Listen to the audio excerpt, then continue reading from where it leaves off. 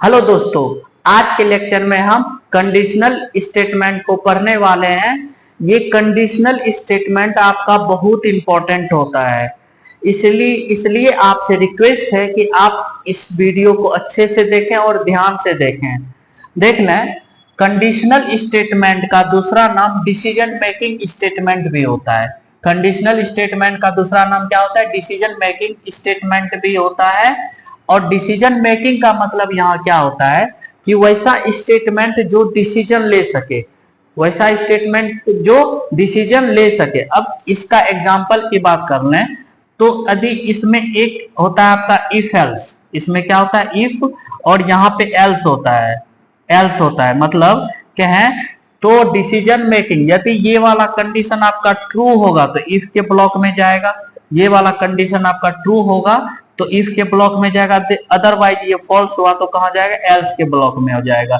ठीक है ना? तो इसका मतलब क्या होता है? डिसीजन मेकिंग स्टेटमेंट वो स्टेटमेंट होता है जिसके थ्रू ये डिसाइड हो सके कि क्या चीज सही है और क्या चीज गलत है।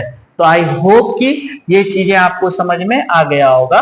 और अब इसकी यूज की बात कर लें तो यहां पे लिखा हुआ है conditional statement are use to make decision in the make decision in the code based on certain condition।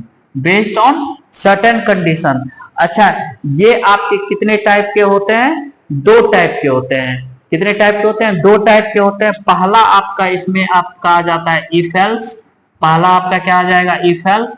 और दूसरा इसमें आ जाता है आपका स्विच। इसमें दूसरा क्या आ जाता है? आपका स्विच आ जाता है।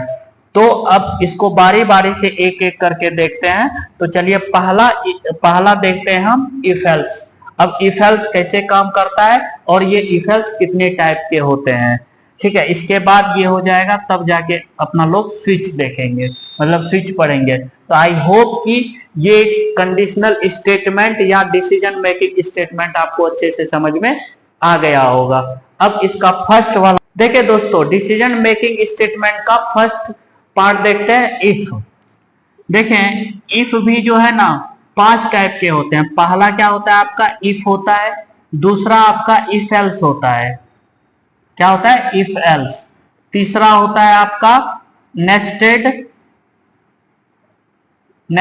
If else. तीसरा क्या होता है आपका? Nested if else. चौथा होता है आपका लेडर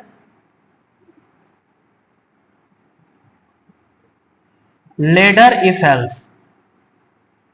एल्स। और पांचवा होता है एल्स इफ।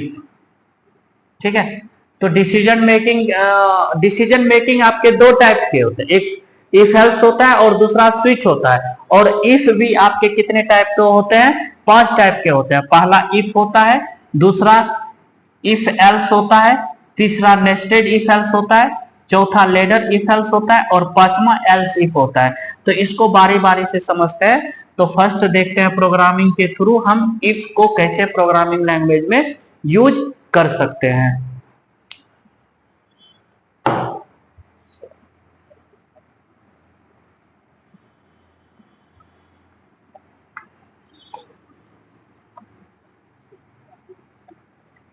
देखिए दोस्तों, ये बहुत इंपॉर्टेंट है, इसीलिए मैं बार बार आपसे रिक्वेस्ट कर रहा हूं कि इसे ध्यान से देखें और पूरा वीडियो देखें। देख लें, सबसे पहले तो ऊपर हम यहाँ पे इंक्लूड लिखेंगे, include IO stream, STR stream. और यहां पे आपको लिखना होगा यूजिंग नेम स्पेस STD। देखिए दोस्तों, यदि आप C++ प्रोग्रामिंग लैंग्वेज का बेस स्ट्रॉन्ग करना चाहते हैं तो आपसे रिक्वेस्ट है कि अभी तक के सारे वीडियो आप मेरा देख लें। मैं हर चीज बहुत बेसिक से बताया हूं। ठीक है, आपको बहुत कुछ सीखने के लिए मिलेगा। अब देख लें, यहाँ पे मैं लिखता हूं, यहाँ पे मैन। यदि आप कोई भी डेटा रिटर्न करना चाहते हैं तो यहाँ रिटर्न लिख दें, इंट लिख दें और यहाँ पे रिटर्न 0 करवा दें, रिटर्न 0। अब देख लें, यहाँ पे मुझे इफ एल्स का, इससे इफ का सिर्फ समझना है। तो देख लें यहाँ पे हम यहाँ पे लिखेंगे इफ, इस ब्रैकेट के अंदर लिखना है। मैं अभी रिटर्न को हटा देता हूँ, यहाँ पे इंट भी हटा देता हूँ आपको बेहतर समझ में आ जाए। तो यहाँ पे ओपन ब्रैकेट, यहाँ पे क्लोज ब्रैकेट देना है और यहाँ पे इफ स्टेटमेंट लिखना है। इफ के बगल में यहाँ पे छोटी ब्रैकेट देना है और इसके में इसी में आपका क्या होता है, कंडीशन होता है। इसमें आपका क्या लिखा जाता है, कंडीशन लिखा जाता है। इसके बाद इसका अपना ब्रैकेट भी होता है, इसका क्या होता है, अपना ब्रैकेट होता है। यदि ये वाला कंडीशन यदि आपका ट्रू होगा, ये वाला कंडीशन यदि आपका ट्रू होगा तो इफ के बॉडी में जाएगा। ध्यान दें, यदि ये वाला कंडीशन आपका क्या होगा, ट्रू होगा तो कहां जाएगा, इफ के बॉडी में जाएगा। इफ का बॉडी का मतलब ये होता है ओपन ब्रैकेट और ये क्लोज ब्रैकेट। तो ये किसका बॉडी है, body of if, body of if. ठीक है, अभी मैं आपको सिंटेक्स समझा रहा हूं, अभी प्रोग्रामिंग करेंगे इसी में। ठीक है, तो आप यदि ये वाला कंडीशन आपका फॉल्स होगा, ध्यान से समझिएगा, यदि ये वाला कंडीशन आपका ट्रू होगा तो इफ के बॉडी में जाएगा, इसके अंदर जाएगा और इसके अंदर आप जो भी कुछ लिखिएगा उसको प्रिंट करा देगा। यदि ये वाला कंडीशन आपका क्या होगा, फॉल्स होगा तो इफ के बॉडी में नहीं जाएगा, यहाँ पे नहीं जाए, इस ये जो ओपन ब्रैकेट है, ये क्लोज ब्रैकेट है, यही इफ का बॉडी है, तो ये यहाँ नहीं जाएगा, बाहर चला जाएगा। तो इसका मतलब यहाँ आ जाएगा, ये फॉल्स लिख दिए यहाँ पे। ठीक है ना, तो सीधा सीधा समझ लें कि इसका सिंपल सा कॉन्सेप्ट है कि यदि ये वाला कंडीशन आपका ट्रू है तो इफ के बॉडी में जाएगा। यदि ये वाला कंडीशन फॉल्स है तो इफ के बॉडी में नहीं जाएगा, इफ के बॉडी में नहीं जाएगा। ठीक है, अब इसको प्रैक्टिकली देख लेते हैं कि इसको कैसे हम कंडीशन लगा के यूज कर सकते हैं। तो मैं यहाँ पे क्या करता हूँ, यहाँ पे एक कंडीशन लिख देता हूं।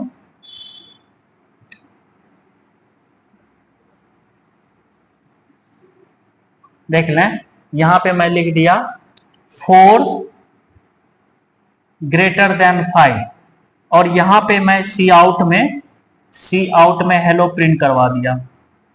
क्या प्रिंट करवा दिया, हेलो। अब देख लें, देखें ये आपका कंडीशन है, ये मैथमेटिकल कंडीशन है। आपको यहाँ पे देखना है क्या कि ये कंडीशन ट्रू है या फॉल्स है।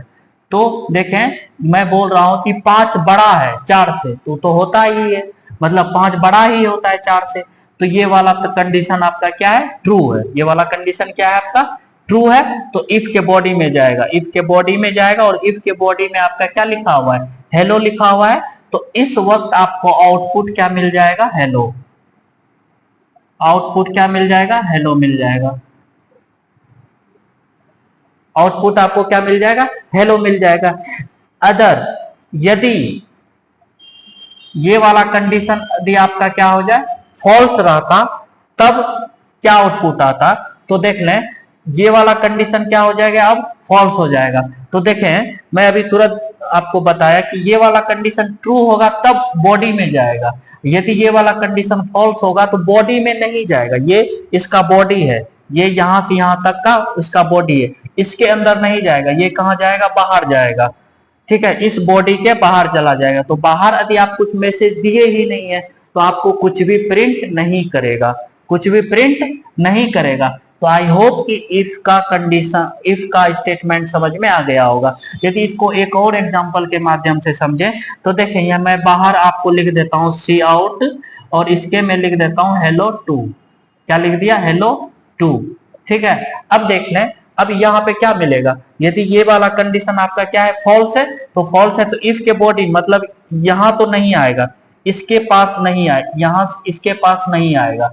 तो कहां जाएगा, ये बाहर जाएगा और बाहर आपका क्या लिखा हुआ है, हेलो टू लिखा हुआ है। तो इसमें आपको आउटपुट क्या मिल जाएगा, आउटपुट हेलो टू मिल जाएगा, हेलो टू मिल जाएगा। ठीक है, तो आपको ये इफ का कॉन्सेप्ट आपको अच्छे से समझ में आ गया होगा।